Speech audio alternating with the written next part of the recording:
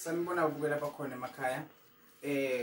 Umthandazi uDlamini lo okhulumayo. Ngiyethemba babukela bakhona emakhaya ukuthi i-channel kaDokotela Dlamini Umthandazi niyayibukela kakhulu futhi iyangichaza futhi niyayithanda ngoba ikhuluma ngamasiko nangesintu sethu.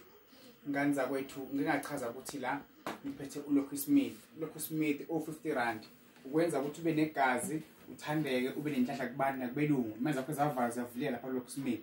Ufaka nje i1 phakathi, ugeze ngawo, ufuthe ngawo, uphalaze. uLokhu Smith isebenza kakhulu kwenza ukuthi ube negazi.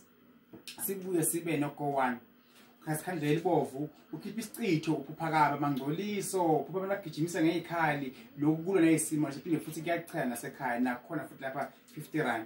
Sibuye futhi ke lapha ke sibe noma kuculula imbiza, if ukhulelwe noma ufuna clean igazi, nemzimba omubi uyayiphuza, iwenza igazi lakho libe lihle kakhulu. Insebenzo kaDokotela Dlamini Umthandazi ngiyo ke lena. Sibuye futhi lapha sibe namanzi. Ngiyethemba ukuthi konke kwenza wona yajabulela kule emakhaya.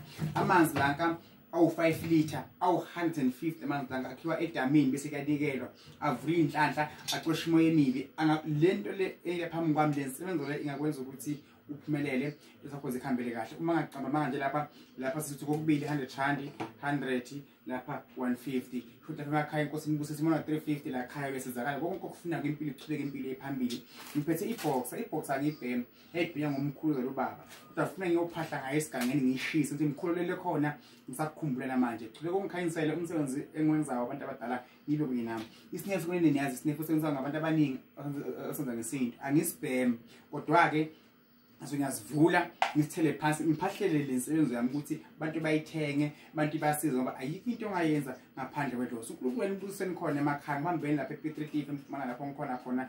uDlamini Umthandazi siseyincane ngekuzalwa ngizalwa eSwazini kaHlathi kodwa manje sengisePitritif futhi ekhala ithi khona kaHlathi eSwazini ngihle ngiye ekhaya futhi ngibe ngapha. Ngiyafisa ukubona indawo ngendawo boSoweto, Thekwini, endaweni eningi kuyoba khona uDokotela Dlamini Umthandazi osebenza ngamanzi. Ngiyinsizwa le ngiyanibona la phakathi emfuleni emanzini ikhuleka ithandaza. uNkulunkulu usengiphila amandla ngizonisiza nonke.